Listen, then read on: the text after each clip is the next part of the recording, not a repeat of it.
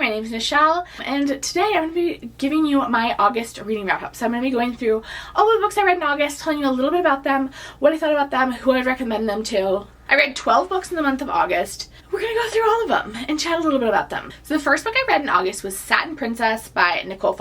This is the second book in a mafia romance duology. I read the first book for a video that got scrapped. This is not a book I typically would pick up. I actually do really enjoy a mafia romance, but like I didn't feel like this was going to be the vibe. But the first book did leave me on a cliffhanger and I did have to finish the second one. I don't have like big thoughts on this. I don't remember a ton about it. It wasn't like a top favorite. I don't think it was like truly terrible either. Then the next thing I read was another book I think that was for this scrapped KU video. I read like 3 out of the 5 books and then just like cut it. And that is Meet Me Halfway by Lillian T. James. And I talked about this in my Kindle Unlimited reading, like ranking all of my Kindle Unlimited videos. I thought I had read this months ago. I read it this month. And I had literally no idea what this book was about. I did go back and read the synopsis and I do vaguely remember it. It's like a sweet, grumpy sunshine single mom romance. It's like super cute, but not super memorable. But like if you're looking for like a cutesy KU romance, I wouldn't discourage you from reading this one. I think it's cute. Then we get into the series that took up like most of my reading for the month, and that is the Ties That Bind series, The Bonds That Tie. I switch this around every single time. The Bonds That Tie series by Bree. So I'm going to tell you a little bit about this, because I have like a lot of thoughts on this series. So I read the entire series that is available this month. I think the 6th book, which I believe is the final book, comes out at the end of September. Eagerly awaiting that one. But this series is a like low fantasy, so like our world, fantastical elements, KU romance series. So the premise of this world is that there are certain people that have like magic powers, and part of this magic powers-ness that people have, they have all sorts of magic powers. There's like shifters, there's people who can like read people's minds, there's people who can like move stuff, there's people who can, I don't know, there's like a lot of start fires, like pretty much any sort of magic power that you could think of, some people have. But the thing that is like special about these magic powers is if you are one of the like magical people, you probably do have something called a bond. And what a bond is it creates these like tiny groups of people. And so they can actually find it via a blood test. So you get blood tested when you're like in your teens. And they test your blood and they run it against people. And it will tell you how many like bonds you have. And so you have like a central bond. And then they'll have normally more than one like outside bonds. And they're like, it's like a soulmate sort of situation. And so we're following our main girl whose name is Oleander. Because her mom was like, this girl, poisonous plant. And Oleander has 5 bonds, and the book starts with her being captured because, and we come to find out that she's been running. She finds out the day that her parents died that she has 5 bonds, and she's been running away because for reasons. We won't get into it because that is a spoiler. And her 5 bonds come from like pretty powerful families, and they also have like pretty powerful powers. And so now she's back with them. They're like kind of annoyed that she ran away. Because one, you have like a biological drive to like be with your bonds. Also, when you consummate your relationship, it makes both of your powers stronger. So there is like a power motive for this girl to be with her bonds. That's kind of like the premise of the book. And then we follow the next 5 books. Stuff is happening.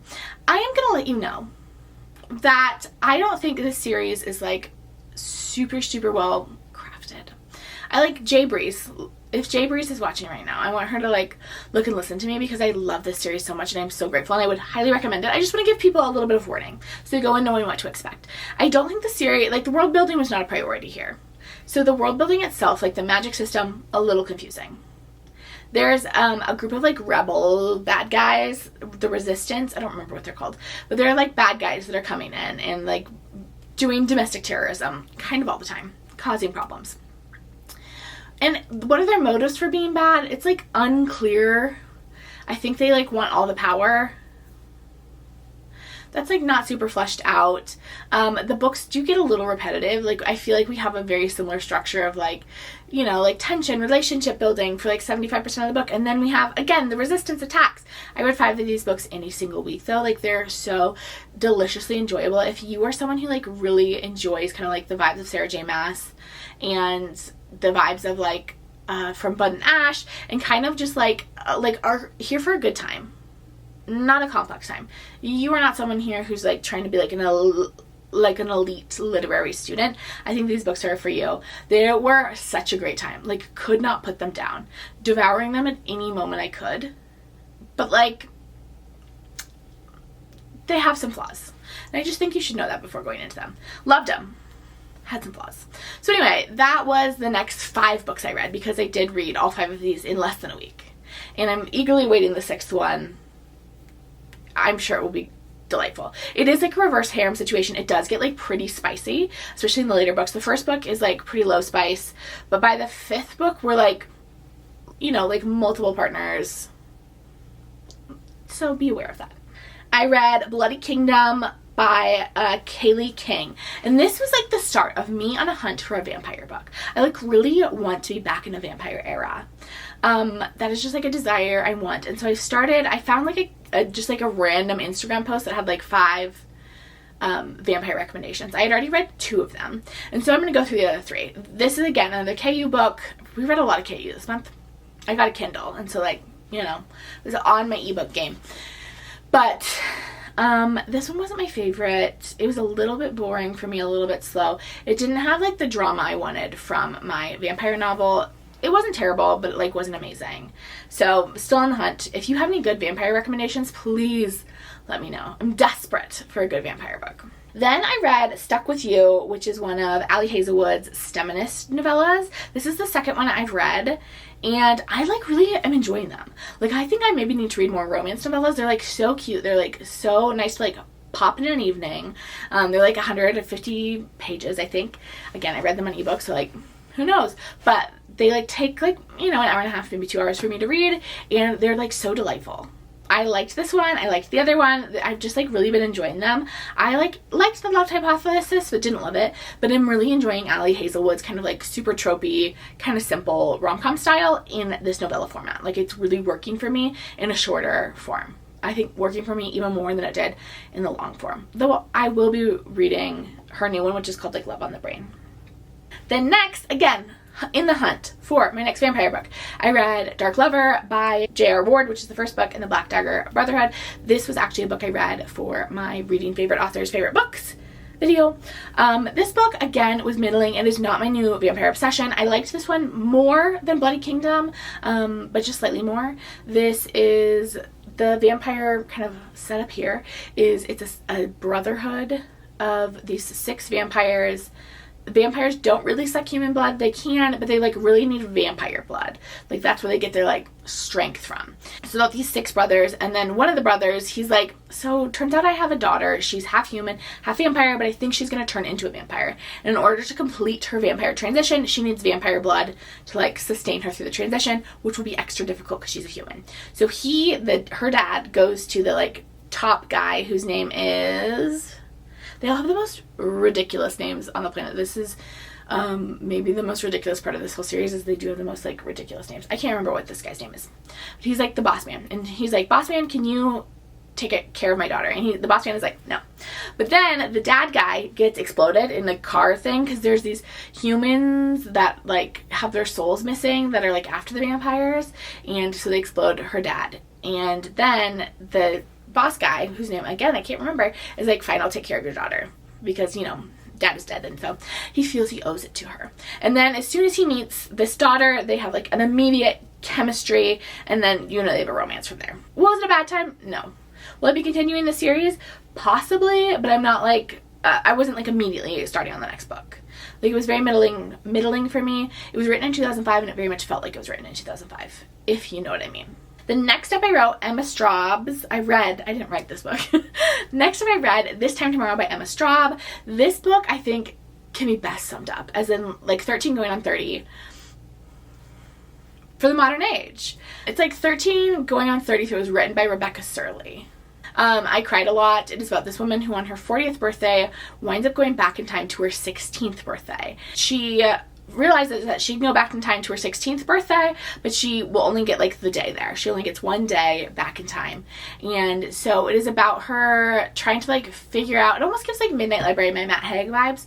It's about her trying to like figure out like how to create her best life, how to set herself up for the most success because she can keep going back to her 16th birthday. It is like really beautiful, really heartwarming. It almost feels like a Christmas movie. It takes place in October. There's no Christmas at all.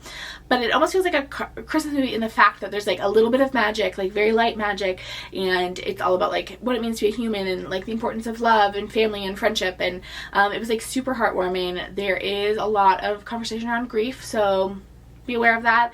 I cried. It was sweet. Loved it. And then the last thing I finished this month was actually this book. Is this the only book I read physically this month? I think it is. And this book is Kindred by Octavia Butler. Again, this was for the video of reading favorite authors' favorite books. This book was written in like 1978, but it is about this black woman who keeps getting like pulled back to the antebellum South. So it's like a time travel novel sort of, but mostly it reads like historical fiction about this woman who is kind of experiencing what it was like to be a black woman in the South, but she's experienced it as a woman who was like living in the late 1970s. So someone who was like not accustomed to slavery.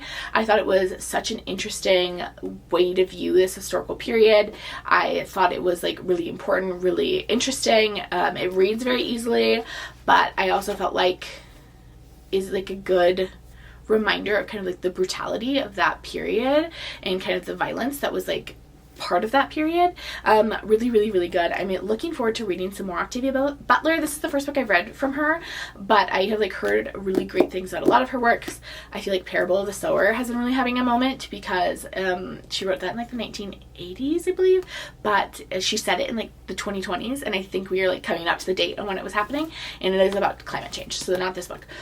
I think most of her books are a little bit more science fiction fantasy, like they take place in the future, but so like this book is kind of a little bit different from her, but I feel like I've heard that she has like really interesting and important kind of like social commentary within her books. So excited to read more. Overall, I would say 12 books, not like a great reading month in terms of numbers.